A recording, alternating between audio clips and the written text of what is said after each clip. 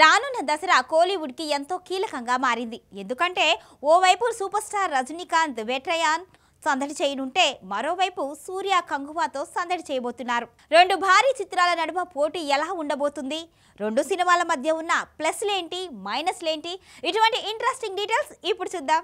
వాస్తవానికి October 10 junior NTR దేవర రావాల్సింది. కానీ ఓజీ సెప్టెంబర్ 27 నుంచి తప్పుకోవడంతో మంచి డేట్ ని వదులుకోవడం ఎందుకనే ఉద్దేశంతో నిర్మాతకు ముందుకు జరిపారు.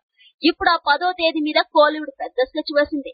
సూర్య హీరోగా సిరుతై, శివ దర్శకత్వంలో రూపొందుతున్న కంగు అని కొన్ని వారాల క్రితమే అక్టోబర్ 10 గ్రాండ్ గా రిలీజ్ చేయబోతున్నట్టుగా స్టూడియో గ్రీన్ అధికారికంగా ప్రకటించింది. పోటీకి ఎవరు రారని, ఒకవేళ వచ్చినా పార్ట్ 1 చూసి పార్ట్ 2 కి టైం కి అందరూ తప్పుకుంటారని నిర్మాత జ్ఞానవేల్ రాజా చేసిన కామెంట్స్ బాగా వైరల్ అయ్యాయి.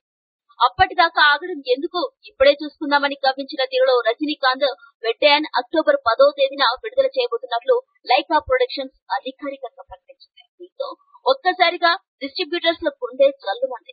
మన దగ్గర సమస్య లేదు, కానీ తమిళనాడులో రెండు పెద్ద గ్రాండ్ ఇయర్లకు ఒకే రోజు థియేటర్లు భారీ ఎత్తున కేటాయించే పరిస్థితి లేదు. కనీసం ఒక రోజు గ్యాప్ ఉంటే టాక్ ని బట్టి షోల సర్దుబాటు జరిగేది. కానీ వెట్రయాన్ టీం తగ్గేదేలే అంటూ కంగు అని ఢీ కొట్టేందుకు సిద్ధపడడం సర్వత్రా హాట్ టాపిక్ గా మారింది. ఇక్కడ ఇంకో ట్విస్ట్ కూడా ఉంది. అక్టోబర్ 11వ తేదీన కన్నడ హీరో ధ్రువ సర్జా నటించిన మార్టిన్ 12 భాషల్లో విడుదల కాబోతోంది. దీనికి సైతం భారీ ఎత్తున ఏర్పాట్లు చేస్తున్నారు. ధ్రువ ఇమేజ్, మార్కెట్ పరంగా సూర్య, రజనీకాంత్ రేంజ్ కాదు, కానీ కంటెంట్ చూస్తే ఏదో పెద్ద సెటప్ చెప్పినట్టుగానే ట్రైలర్ చూసాక అర్థమైంది.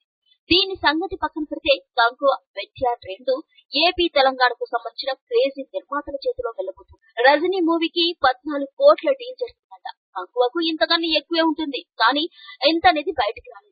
పోటీ మాత్రం మహా రసవత్తరంగా జరిగేలా ఉంది.